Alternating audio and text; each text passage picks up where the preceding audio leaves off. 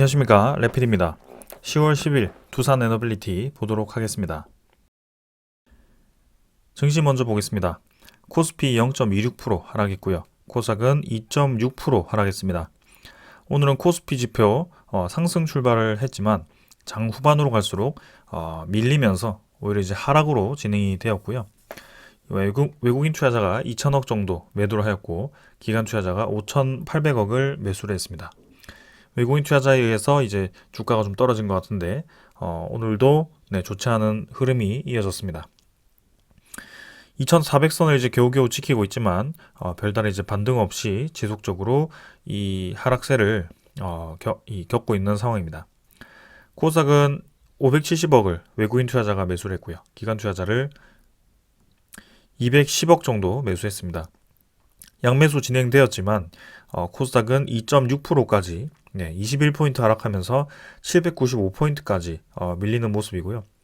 800포인트를 이탈하면서 마무리가 되었습니다. 자, 오늘도 우리나라 증시는 좋지 않은 모습이었고 해외 증시 사실 니케이가 2.4% 반등을 하였고 다우나스닥도 0.6%, 0.4% 가까이 반등을 했습니다. 상해 종합이 0.7% 하락하면서 우리나라 증시와 비슷한 움직임을 보였고 니케이 같은 경우는 좀 상반된 움직임을 보였습니다. 자, 그래서 지금 우리나라 증시가 빨리 좀 반등을 해주어야 하는 타이밍이지만 계속해서 눌려지는 모습이고요.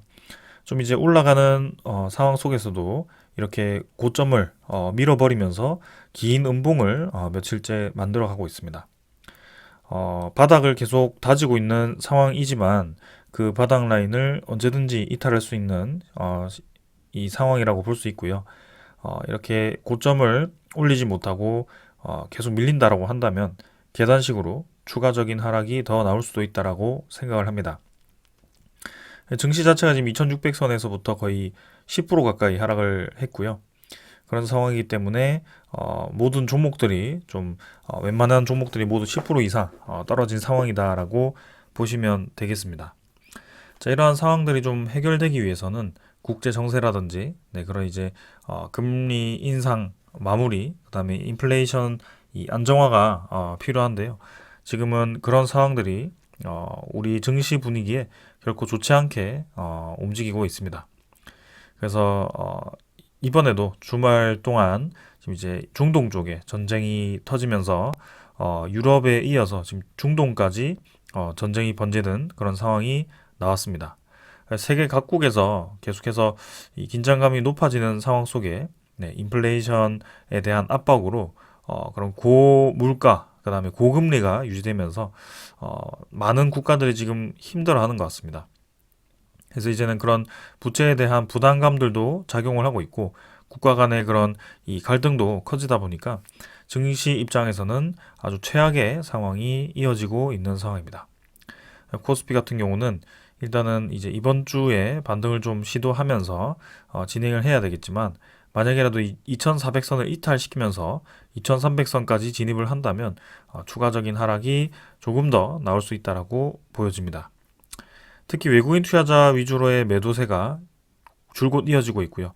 9월 18일부터 해서 거의 이제 한 달 내내 매도를 하고 있습니다. 뭐 5천억 이상 매도한 날은 크게 없지만 매일 이제 2천억, 3천억 수준에서 매도를 지속하고 있고요. 그렇게 이제 꾸준히 매도를 하다 보니까 코스피에서 벌써 한 2, 3조 정도를 이탈한 것으로 보여집니다. 기관 투자자는 이제 금융 투자에 대한 그런 이제 단기 뭐 그런 저점 매수로 이렇게 들어왔다라고 보여지는데 결국에는 크게 이 대세를 흔들 수 없는 수급이기 때문에 천천히 보도록 하겠습니다. 그래서 외국인 투자자가 이제 좀 돌아서야 하는 입장이지만 이런 한국에 대한 그런 증시 그런 것들을 이제 좋지 않게 평가를 하는 것 같고요. 이번에도 이제 우리나라 금리가 동결이 된다라고 했을 때는 상당히 부담스러워질 수도 있습니다. 미국 금리가 계속 올라갈 수 있다라는 그런 전망이 있기 때문에 우리나라와 금리 격차가 벌어질수록 이제 한국에 대한 돈 가치는 떨어질 거고 주식에 대한 가치도 그만큼 떨어지기 때문에 이렇게 줄곧 이탈을 한다라고 볼 수가 있겠습니다. 그래서 외국인 투자자에 대한 그런 기계적인 매도가 좀 시작이 되었다라고 보여지는데 일단은 천천히 한번 이 분위기를 살펴보겠습니다. 지금 이제 코스피보다도 코스닥이 좀 더 이제 크게 하락을 하고 있고요. 코스닥은 바닥을 다지는 것이 아니라 바닥을 점점 내리면서 진행을 하고 있습니다. 이 금요일에 잠깐 올렸던 그런 지표를 그대로 찍어 눌러버리면서 그 이상으로 지금 눌러버리는 상황이 나왔고요. 한번 이제 하락을 시작하니까 끝없이 지금 하락을 하고 있습니다. 930포인트부터 795포인트까지 거의 이제 코스닥 지표로만 200포인트 가까이 160포인트죠. 네. 지수로 따지면 거의 20% 가까이 하락을 하고 있는 상황입니다. 그래서 계속해서 이제 찍어 눌리면서 모든 이평선들을 이탈시킨 상황이고요. 이전 전 저점까지 이탈시키면서 상당히 큰 폭으로 떨어지고 있는 상황입니다. 그동안 이제 코스닥 지표의 상승으로 기여를 했던 종목들 위주로 좀 많이 떨어지고 있는 상황이고 지금 이제 저점 잡기를 하기보다는 조금 이제 시간을 두고 지켜보는 것이 좋을 것 같습니다. 이렇게 코스닥 지표가 한번 떨어지기 시작한다면 조금 더 크게 떨어질 수 있다라고 보여지고요. 특히 우리나라 증시에 대한 그런 외국인 투자자에 대한 이탈, 그 다음에 특히 코스닥은 공매도를 치기 쉽기 때문에 그런 것들이 조금 더 주의가 필요하다라고 말씀을 드리겠습니다. 기관 투자자와 외국인 투자자가 지금 3일 정도 매수가 들어왔지만 외국인 투자자의 이때까지의 매도를 커버하기에는 부족하다라고 볼 수 있고요. 크게 많은 물량 들어오지 않았기 때문에 아직까지는 코스닥이 저점이라고 보기는 섣부르다라고 생각을 합니다. 그래서 그런 국제에 대한 정세와 그런 물가 안정이 좀 필요한 상황이고 그런 상황들을 조금 더 지켜봐야 되겠다라는 말씀을 드리겠습니다. 자, 넘어가기 전에 지금 이제 환율부터 보겠습니다. 환율이 이제 4원 정도 떨어져서 1348원으로 진행이 되었고요. 다행히 이제 추가적인 상승은 크게 나오지 않고 있는 상황에서 아직까지도 이 고점 라인을 유지를 하고 있습니다. 그래서 그 벽을 뚫고 나가서는 그 아래로 쉽게 지금 떨어지지 않는 상황이고요. 여기서 이제 환율이 한 번 더 힘을 받아서 차곡차곡 이제 21선을 타고 올라간다라고 했을 때는 우리나라 증시에도 상당히 부담스럽다라고 생각을 합니다. 그래서 이 환율이 1,400원 위로 다시 치솟기보다는 좀 안정적으로 좀 이렇게 떨어지는 방향으로 진행이 되어야 된다라고 생각을 하는데요. 우리나라 입장에서 환율을 이제 방어를 할지 혹은 이제 기준금리를 우리나라도 같이 올려서 좀 이런 상황들을 무마할지는 좀 더 보겠습니다. 우리 예상보다도 지금 느리게 이런 이 환율이 높게 유지가 되고 있고요. 확실히 이전에 고점을 찍고 떨어지던 그 속도보다도 좀 더 느리게 환율이 오랫동안 위에서 유지를 한다라고 보여집니다. 그만큼 코로나에 의해서 금리가 쭉 떨어졌다가 이렇게 V자로 올라온다라는 것 자체가 시장이 굉장히 특이한 상황이었고 그런 이 부작용들이 지금에서야 좀 나타나고 있다라고 생각을 합니다. 자, 올해도 이제 쉽지 않은 장이 계속 이어지고 있는데요. 2달 남은 3달 어떻게 진행이 할지 일단 더 보겠습니다. 지수 선물 같은 경우는 미국 증시 플러스로 뭐 0.2% 수준으로 진행되고 있고요. 유럽 증시는 조금 더 올라가고 있습니다. 네, 유로톡스는 1.8%까지 2% 가까이 상승을 하고 있습니다. 자, 그래서 오히려 유럽 증시는 올라가고 있지만 우리나라 증시가 지금 약세를 보이다 보니 좀 많이 아쉬운 상황입니다. 내일까지 이제 이 증시에 대한 강세가 이어진다면 우리나라 증시도 이제 하락을 좀 멈추고 좀 외국인 투자자에 대한 매입이 좀 들어왔으면 하는데요. 특히 코스피에서 지금 외국인 투자자의 매수가 들어오지 않은 지가 벌써 한 달이 다 되어 가기 때문에 조금 더 이 분위기 전환이 필요하다라고 생각을 합니다. 그래서 시간이 좀 필요한 것 같고 계속 주목을 해보겠습니다. 자, 중동 쪽에 아무래도 전쟁이 좀 나다 보니까 국제유가가 급등을 했었고요. 8.6달러까지, 86달러까지 다시 올라갔습니다. 90달러 수준에서부터 지금 빠르게 떨어져가지고 82달러까지 떨어졌던 국제유가가 다시 86달러까지 올라갔고요. 이 전쟁에 대한 이벤트가 장기화가 될지 아니면 단기간에 마무리가 될지는 모르겠지만 계속해서 이 국제유가를 올리기 위한 그런 이벤트들이 진행이 되고 있습니다. 뭐 의도적인 이벤트인지 아니면 우연인지 모르겠지만 이 원자재에 대한 가격을 쉽게 떨어지지 않는 그런 상황을 계속 이어가는 것 같습니다. 그래서 그 상황을 좀 더 우리가 냉정하게 봐야 되고 천천히 좀 접근을 해야 될 것 같습니다. 천연가스 같은 경우도 이제 3.36%, 3.36달러. 그래서 최근 대비해서는 가장 높은 가격대고요. 이 주말 동안 또 올라가가지고 계속 이 상승세를 유지를 하고 있습니다.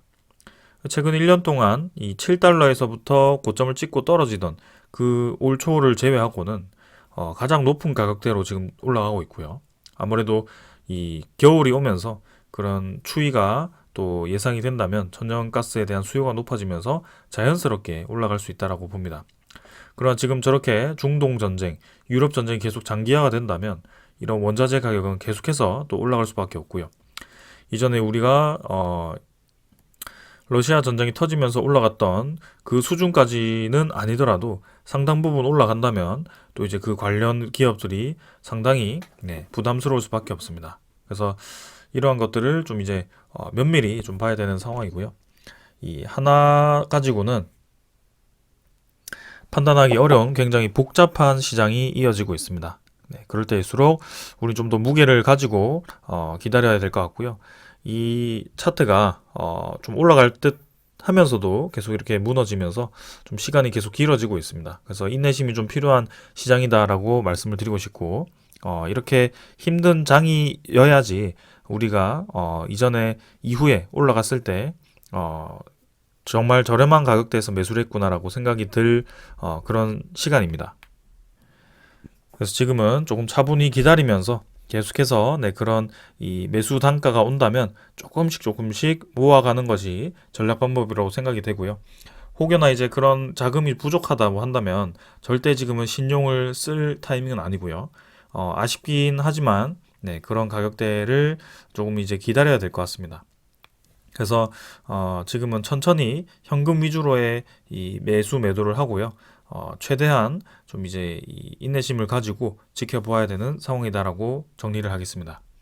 자, 오늘 여기까지 하고 종목으로 넘어가겠습니다. 두산 에너빌리티 보겠습니다. 640원 하락해서 4.15% 하락했고요. 14,800원으로 마무리되었습니다. 자, 오늘 두산 에너빌리티 장 초반에 하락으로 시작해서 중간에 이제 반등을 했다가 코스피가 밀리면서 같이 밀렸습니다. 그래서 오늘 4% 이상 하락하면서 타 종목 대비해서 좀 이제 크게 떨어진 편이었고요. BHI와 함께 또 이제 주요 그런 원자력 관련 기자재 종목들이 또 이렇게 급락을 하면서 마무리가 되었습니다. 자, 오늘 두산 에너빌리티가 장이 좋지 않아서 떨어진 것도 있지만 일부분 또 좋지 않은 소식이 나오면서 하락을 했는데요. 일단은 그 좋지 않은 소식 먼저 좀 보도록 하겠습니다. 자, 어제 갑자기 저녁에 또 이제 한국경제 쪽에서 기사 하나가 나왔습니다. 단독 손실 고의 분식 반영 끝냈다. 금감원과 두산이 공방전을 펼치고 있다라는 소식이 나왔습니다. 그래서 두산 에너빌리티가 분식 회계 논란이 나왔다라는 기사를 띄웠고요. 이제 이 기사가 저녁에 이제 계속 늘어나면서 오늘 아침까지 그 소식이 전달되었습니다. 그래서 이 분식 회계는 굉장히 이제 큰 거죠, 사실은. 이전에 삼성바이오로직스가 대표적으로 이 분식 회계에 휘말려가지고 아직까지도 그 분식 회계에 대한 논란이 있는데요. 셀트리온도 마찬가지고 분식 회계 논란이 있다가 일단은 지금까지 정리가 되지 않은 뭐 그런 기업들도 있습니다. 자, 두산 에너빌리티는 지금 어떤 상황인지 한번 같이 간단하게 살펴보도록 하겠습니다. 이 문제가 된 프로젝트가 2016년 말에 인도에서 수주한 총 2조 8천억 규모의 화력발전소 공사라고 합니다. 그래서 이게 이제 회계 기준을 위반을 했다라고 하는데요. 그 징계 절차를 밟고 있는 것으로 확인이 되었다. 그래서 2016년 말에 지금 벌써 이제 7년이 넘어가는 그런 프로젝트가 갑자기 이제 지금 와가지고 이 회계 기준 위반이 되었다라는 소식이 나왔습니다. 무슨 내용인가 하니 이 기사를 다 읽기보다는 제가 좀 정리를 드리겠습니다. 두산 에너빌리티가 이 인도와 이 수주한 프로젝트를 진행하면서 그때 이제 원자재 가격이 상승을 했다라고 합니다. 그래서 원자재 가격이 올라가면서 그 건설 비용이 이제 자연스럽게 올라가게 됩니다. 근데 그 건설 비용에 대한 상승에 의해서 이 비용을 누가 처리를 할 것인지에 대해서 두산 에너빌리티가 인도 쪽 업체와 이제 두산 쪽 이렇게 해가지고 공방전을 이제 펼친 것으로 보여지는데요. 그래서 인도 쪽으로 이제 당연히 청구를 하고 싶은 두산이고, 두산 자체의 손실로 잡기 않기 위해서 노력을 했을 겁니다. 근데 이제 이게 회계 기준 위반이 된 것은 2017년, 2018년, 2019년 해가지고 그 손실을 이제 반영하지 않고 2020년에 이 건설 비용에 대한 이 손실을 마지막에 다 반영했다라는 그런 기사 내용이 있습니다. 그래서 규모는 이제 총 3천억 규모라고 생각을 하시면 될 것 같고, 이 금감원은 3천억을 이전에 너네들이 이 손실에 대해서 파악을 한 것 같은데 미리미리 2017, 18, 19에 대해서 반영을 해야 되는 게 아니냐라는 얘기를 하는 거고요. 두산 입장에서는 그때 당시에 우리가 원자재 가격 상승에 대해서 건설 비용 손실 난 거를 인도 쪽에다가 이제 청구를 하는 상황이었다. 그래서 우리 자체의 손실로 확정된 것이 아니기 때문에 그때 당시에 잡지 않았다. 그리고 그런 자료가 있었지만 그런 시나리오 중에 하나였다라는 얘기를 하게 됩니다. 그 시나리오라는 것은 당연히 이제 인도에다가도 청구할 수 있고, 만약에 인도가 계속 이 건설 비용에 대해서 상승분을 우리가 못하겠다라고 한다면 두산이 진행을 해야겠죠. 그래서 거기에 대해서 안건을 마련해 둔 거다라는 얘기가 아닐까 싶습니다. 결국에는 2020년에 이 3천억에 대해서 모두 다 반영을 한 상태고요. 두산 에너빌리티가 뭐 숫자를 적게 반영을 해가지고 지금 이제 손실이 더 났었는데 숨긴 게 아닙니다. 네, 결국에는 그 손실 반영의 시기 차이 때문에 이런 문제가 일어난 거고, 이 문제에 대한 제기가 2021년에 이제 그 이전부터 좀 제기가 되어 왔다가 2021년 4월부터 이 감리를 벌였다라고 합니다. 감리라는 것은 이제 이 회계가 끝난 그런 것들에 대해서 이제 따로 금감원 차원에서 그 이제 이 위반을 했는지 안 했는지 그런 감사를 한다라는 것이죠. 그래서 감리를 펼친 거고요. 2021년 4월부터 해가지고 지금까지 이렇게 끌었던 겁니다.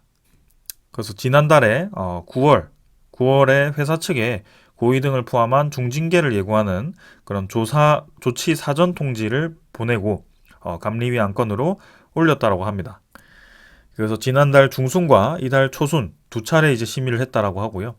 금감원과 두산 에너빌리티의 대질 방식으로 이제 10월 19일에 아마 다음 주가 이제 다음 주 금요일이 되겠네요. 목요일인가요? 네, 다음 주 목요일이 될 것 같고요. 제 3차 심의를 열 예정이라고 합니다. 그래서 이렇게 심의를 계속 해가지고 다음 달 초에 마친다라는 계획이고, 11월 초까지 아마 이런 이슈가 좀 불확실하게 남아 있을 것 같습니다. 자, 근데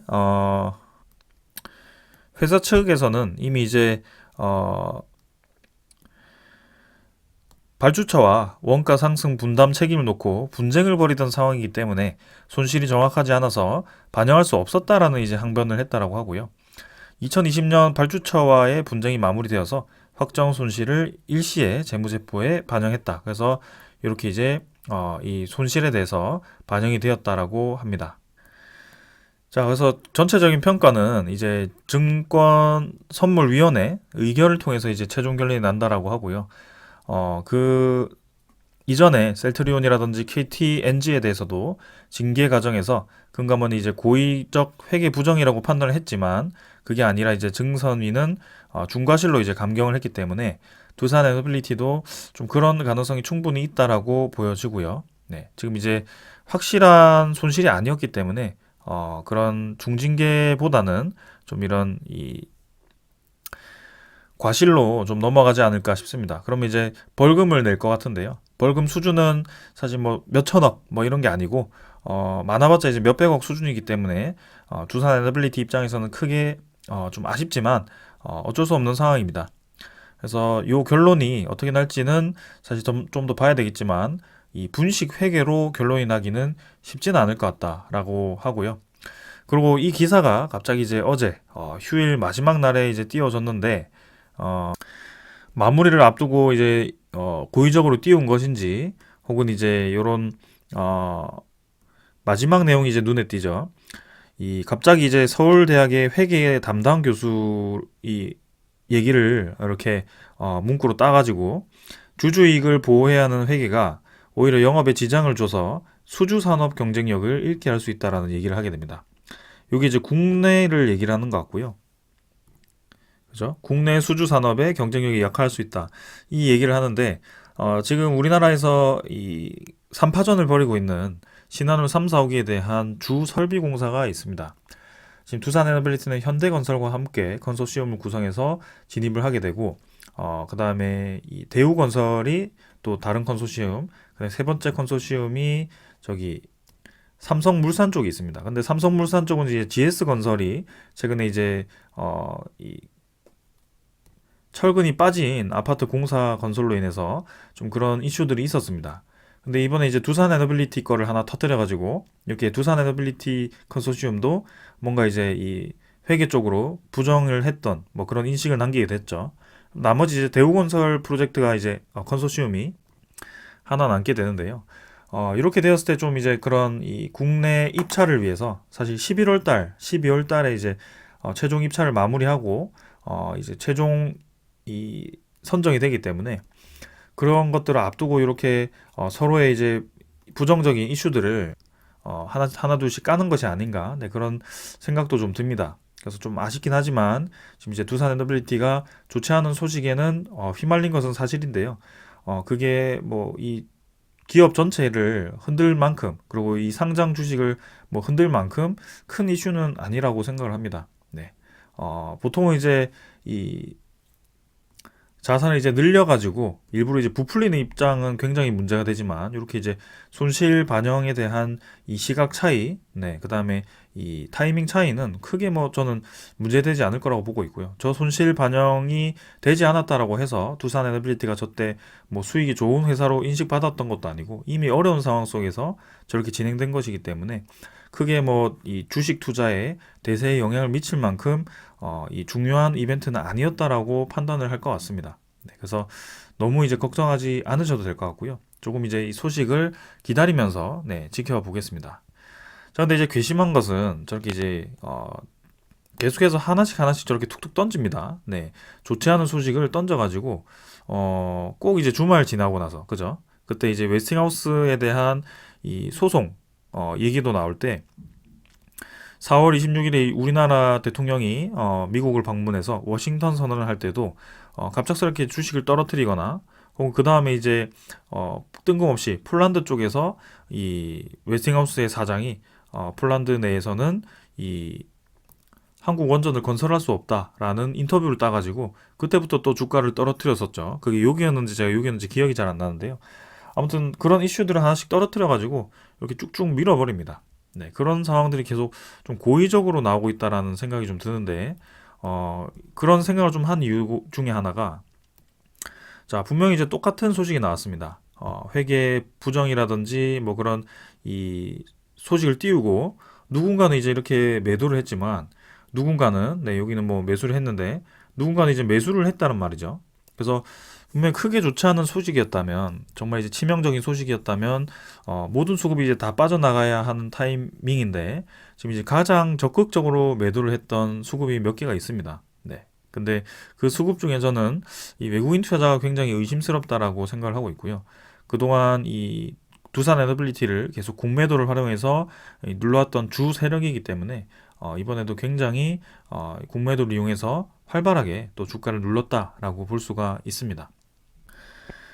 자, 근데 사실은 외국인 투자자는 이전에도 주가를 쭉쭉 눌러왔습니다. 네. 꼭 오늘을 빌미로 주가를 눌렀던 것도 아니고요. 이때까지 그렇게 주가를 계속 눌러왔습니다. 뭘로? 공매도로 눌러왔습니다. 그래서 지금 최근까지 공매도 수량을 이제 제가 이렇게 그림을 그렸었죠. 그래서 이렇게 가파르게 최근에 공매도 수량이 높아지면서 주가가 반대로 이제 떨어지는 모습을 볼 수 있습니다. 근데 그런 상황이 이번이 처음이 아니거든요. 이전에도 공매도가 이렇게 쭉 급증을 하면서 주가를 눌렀던 적이 몇 번이나 있습니다. 근데 이번에도 상당히 많은 공매도량이 늘어나고 있는데 이전에도 그 4월달, 5월달쯤에 그런 소식을 띄워가지고 공매도를 확 늘렸던 적이 있었습니다. 블록 뛸 때도 마찬가지고요. 그래서 지금 이전에 수량을 정확하게 보면 한 500만 주 수준까지 이 공매도 잔고를 떨어뜨렸다가 여기 1,300만 주, 1,400만 주까지 거의 공매도 잔고를 한 1,000만 주 가까이를 900만 주 정도로 올리네요. 네. 그래서 이번에도 400만 주 수준에서부터 지금 이제 1,100만 주까지 공매도 잔고를 늘렸는데 700만 주가 올라갔습니다. 근데 이전 수준까지 올린다라고 한다면 네, 700만 주에서 한 900만 주 올리면 400만 주에서 900만 주 올리면 1,300만 주 정도가 되겠습니다. 그래서 그 수준까지 올릴 수도 있겠다라는 좀 생각이 들고 있습니다. 자, 그래서 뭐 회계 부정이니 뭐 그런 이슈를 이 찌라시를 일부러 띄웠는지 아니면 뭐 계획적으로 띄웠는지 아니면 그냥 저런 이제 수주 산업 이 국내 그런 신한울 3, 4호기 수주전에서 서로를 견제하기 위해서 누군가 이 흘린 소식인지 뭐 그건 우리의 상상 속에 맡길 수 있지만 사실 우리가 전체적인 이 흐름을 보았을 때는 크게 지금 상황이 이전과 다르지 않다라는 것도 알 수가 있거든요. 그래서 지금은 주가가 이렇게 차트만 본다면 이전에 잘 올라가던 그런 저점이 지금 떨어져 가지고 뚫렸고요. 이 전저점까지도 뚫은 상황입니다. 근데 사실 이게 중요한 게 아니죠. 지금 전체적인 증시 분위기가 계속 좋지 않은 상황입니다. 코스피가 이렇게 내리꽂고 있는데 어느 그런 우량주가 우상향으로 계속 올라가겠습니까?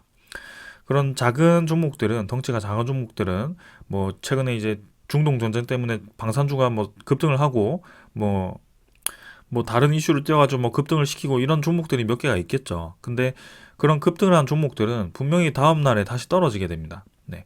많이 올라봤자 이제 일주일 동안 올리고 이제 떨어뜨린단 말이죠. 그래서 그런 게 사실은 우리 투자에 별로 도움이 되지 않는다. 네. 그리고 지금 두산 에너빌리티만 그렇게 이제 패자의 이런 흐름을 겪는 게 아니고 전반적인 증시가 눌러졌기 때문에 떨어진 것이고 거기에 조금 더 이제 좋지 않은 이슈를 띄워가지고 좀 더 눌렀다라고 생각을 하시면 되겠습니다. 그래서 사실 뭐 15,000원대에서 웬만하면 이제 밭에다가 지금 이제 14,000원까지 지금 진입을 했는데요. 저는 뭐 크게 문제 없을 거라고 보고 있고 적정한 수준에서 좀 이제 반등을 할 거라고 생각을 합니다. 그래서 아까도 수급을 보면 기관 투자자 중에서도 뭐 금융 투자는 저점 매수로 네, 전체적인 증시 전반적으로 좀 들어왔기 때문에 이 정도 들어왔다라고 보고 보험 투신이 이제 좀 3일 정도 그다음에 사모펀드도 좀 이탈을 했죠. 그래서 이런 상황 속에 항상 이런 사모펀드라든지 그런 이 투신이라든지 이런 기관들은 단기로 좀 들어왔다가 빠지는 경향이 있기 때문에 네, 그럴 수 있겠다라고 보지만 연기금 투자자는 지금 이제 장기적으로 좀 계속 들어오는 방향으로 보고 있습니다. 그래서 이미 7% 이상의 지분을 확보하고도 꾸준히 들어와 주고 있기 때문에 저는 굉장히 괜찮다라고 보고 있고요. 사실 오늘도 좀 매수를 하고 싶었지만 이전에 좀 떨어졌을 때 이미 매수를 해버렸습니다. 저는 그래서 지금 이제 더 내린 상황에서 추가적으로 매수할 수 있는 기회가 왔지만 조금 더 이제 기다려 보려고 하고요. 네. 여기서 이제 아래가 열렸다고 해서 뭐 무작정 이제 이렇게 이 전저점까지 떨어진다 뭐가 차트 그어가지고 그렇게 뭐 생각할 수도 있겠지만 지금은 굉장히 특이한 상황이다. 지금 차트를 보는 것이 아니고 그런 일시적인 하락에 의해서 떨어졌기 때문에 일단 그 공매도 상환이 언제 되는지부터 한번 보자. 뭐 이렇게 뭐 정리를 하겠습니다. 자, 그래서 640만 주 거래가 되었지만 네, 이렇게 하락을 했고요. 시간의 거래는 뭐 큰 의미 없기 때문에 넘어가도록 하겠습니다. 자, 공매도 잔고를 봐야죠. 공매도 잔고는 1110만 주 정도 진행이 되었고요. 1공매도 거래가 70만 주 정도 오늘도 많이 늘었습니다. 그래서 이렇게 이슈 띄우고 공매도 활용하는 세력은 뭐 외국인 투자자가 대부분이라고 말씀을 드렸고 특히 모관서울 대량 공매도 보유자로 이미 두산에너빌리티에 최근에 등재가 되었습니다.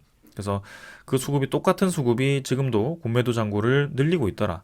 근데 이전에 그 공매도를 늘렸을 때 웨스팅하우스 이슈가 터졌을 때 바짝 늘리고 다시 공매도를 빠르게 상환하는 구간이 있는데 그 상환하는 구간은 웨스팅하우스 이슈가 해결되어서 그렇게 상환한 것이 아니라 특정 기준 이벤트 뭐 특정 기준 날짜를 통해서 갑작스럽게 이 상환을 시키는 경우가 있더라.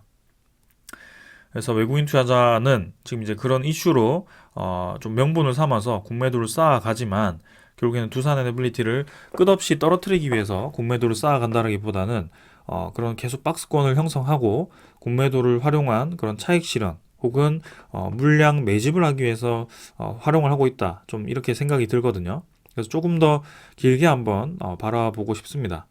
그래서 뭐 운이 좋지 않게도 계속해서 이렇게 정세가 좋지 않게 진행되다 보니까 뭐 국채 금리가 올라서 내리고 중동 정쟁이 나서 내리고 러시아 우크라이나 전쟁이 나서 내리고 뭐만 하면 이제 요즘 내리죠. 네, 이런 증시 분위기가 그렇다 보니까 조금은 좀 거기에 둔감할 필요가 있겠습니다.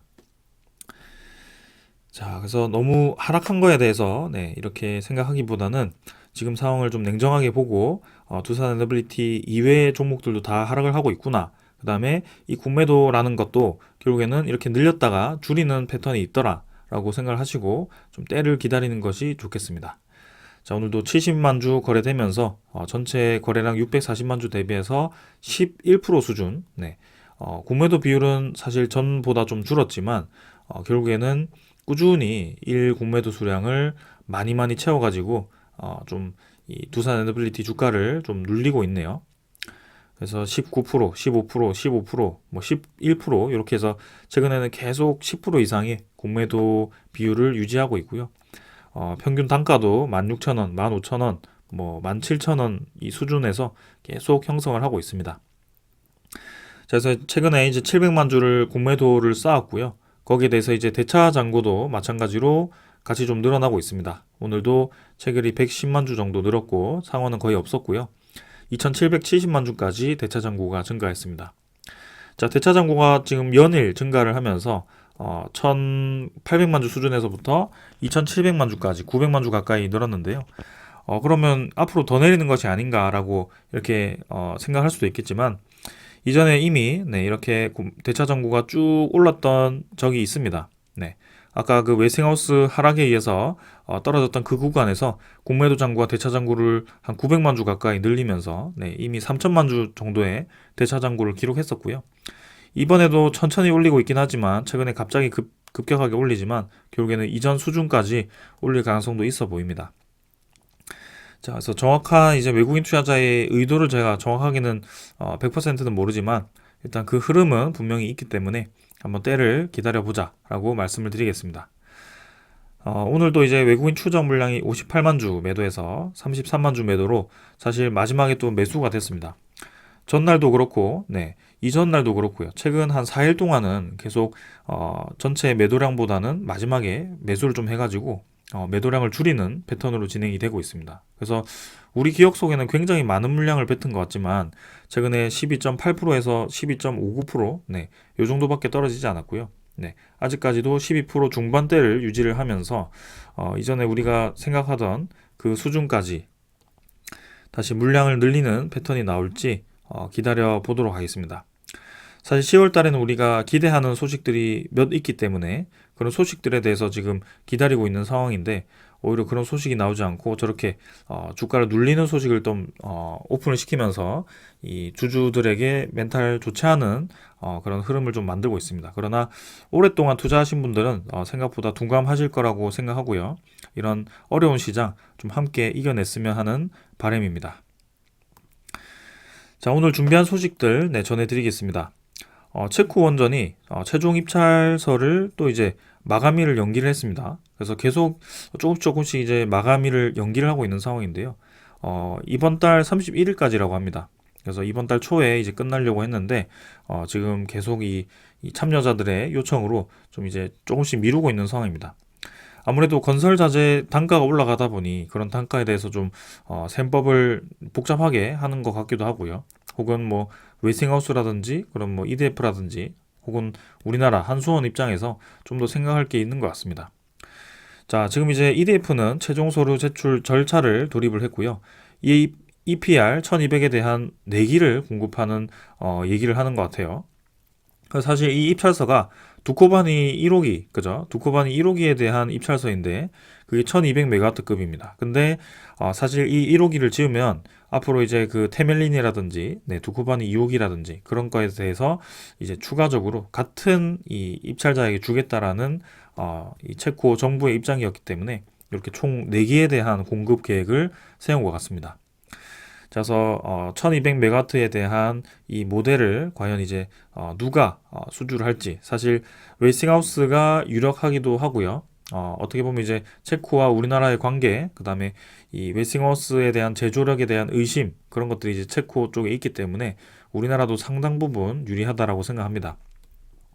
EDF는 이미 단가도 이제 우리나라보다 비싸고 건설 공기도 우리나라보다 맞추지 못하고, 그리고 프랑스에 대한 외교력이 사실 이 체코에 미칠 만큼 크지 않기 때문에 오히려 웨스팅하우스보다 우리나라가 유리하다, 그 EDF보다는 우리나라가 입찰할 가능성이 높다라고 봅니다. 그래서 단지 이제 웨스팅하우스와의 그런 이 경쟁 관계에서 어떻게 이제 진행이 될 건지, 웨스팅하우스가 또 이 항소를 하면서 이 이슈를 띄울 건지, 혹은 최근에 이제 이 원자력 뭐지, 저기 미국 연방법원이 수출 금지에 대한 이 소송을 각하를 시켜버렸죠. 그래서 사실 체코 원전에 대한 수출은 우리가 할 수 있습니다. 네, 그래서 그런 입장이기 때문에 이 웨스팅하우스와 우리나라가 어떻게 또 진행할지, 그런 것들도 좀 눈여겨서 봐야 되겠습니다. 자, 그 다음은 뉴스케일 파워에 대한 깜짝 소식이 있습니다. 뉴스케일 파워가 2기가와트 규모의 SMR 건설을 한다라고 하는데요. 오하이오와 펜실베니아에 24기를 공급을 한다라고 합니다. 그래서 각각 12기인지 아니면 뭐 전체 합쳐가지고 몇 기인지는 잘 모르겠습니다. 근데 일단 24기 공급이라고 나와 있고요. 스탠다드 파워 운영에 이제 데이터 센터에 전력 제공을 한다라고 합니다.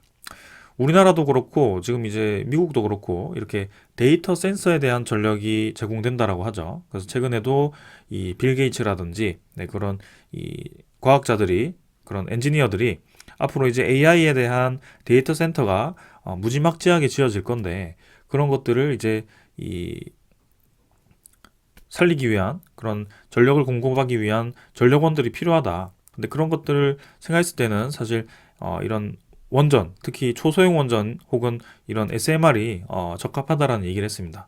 그런 소식과 함께 또 이렇게 뉴스케일 파워가 이 오하이오와 펜실베니아에 24기를 공급하는 이 공급사로 선정이 되었다고 하네요.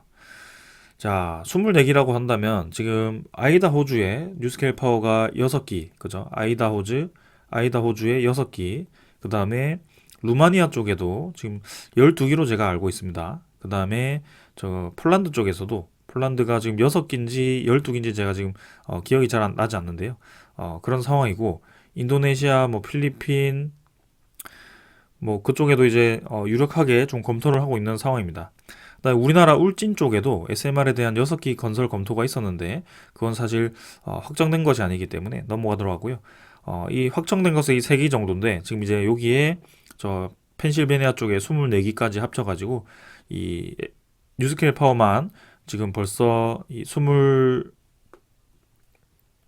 48기 정도네요.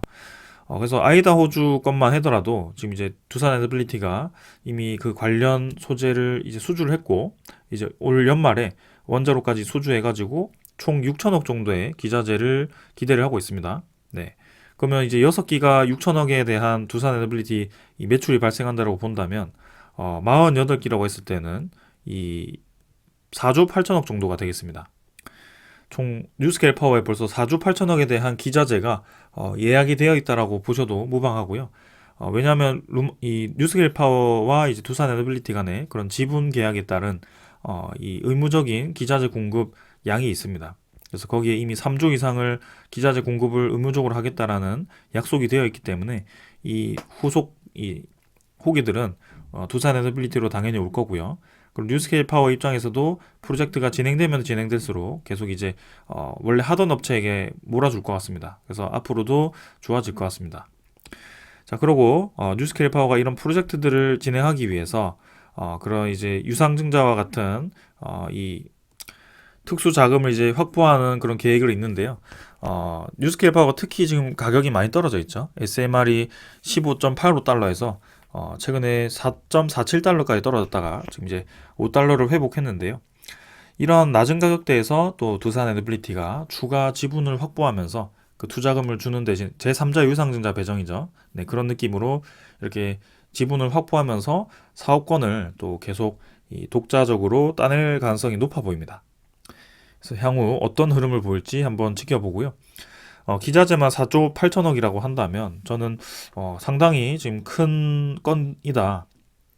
뉴스케일 파워만 그렇게 큰 건이라고 볼 수 있겠다. 그리고 엑스에너지도 이제 곧 미국 나스닥에 상장 준비를 할 거고 거기도 이제 워싱턴에 그 XE100에 대한 모델을 상당히 많이 건설하기로 약속이 되어 있거든요. 그래서 그런 것들까지 다 한다면 확실히 두산 에너빌리티가 이 SMR에 대한 파운드리 글로벌 기업으로 자리매김할 수 있겠구나라고 생각이 듭니다. 신한울 3, 4호기에 대한 1400메가와트급 주기기 수주와 그다음에 추가 그런 이 설비들 기자재들 해가지고 총 2조 9천억 발주 나왔거든요. 그래서 대형 원전 1400메가와트급 4기 정도의 발주량을 지금 이제 뉴스케일 파워로부터 확보를 한 셈입니다. 네, 그만큼 대형 원전도 이제 시장이 크지만 소형 모듈 원전도 이렇게 큰 상황이고요. 앞으로 이제 대형 원전에 대한 수주권들도 곧 들려올 것 같은데 조금 더 기다려 보겠습니다. 사실 뭐 회계 부정 같은 경우는 고의적이지 않다라는 게 저의 의견이고 그렇게 결론이 날 것 같고요. 앞으로에 대한 두산 에너빌리티에 대한 가치 그리고 이제 지금 이제 오늘 또 이제 국정감사인가요? 네, 여기서 박문규 새로운 산업부 장관이 원자력에 대한 또 에너지 믹스 재설계 추진을 한다라고 얘기를 했기 때문에 앞으로에 대한 이 기업 관련 기업들은 힘을 받을 거라고 생각을 합니다. 조금만 더 힘든 시장이지만 힘을 냈으면 좋겠고요. 코스피에 대한 반전 흐름, 그 다음에 두산 에너빌리티의 반전 흐름을 기다리면서 네, 오늘 여기까지 하겠습니다. 자, 내일은 좀 반등을 해주기를 생각을 하면서 네, 여기까지 하겠습니다. 감사합니다.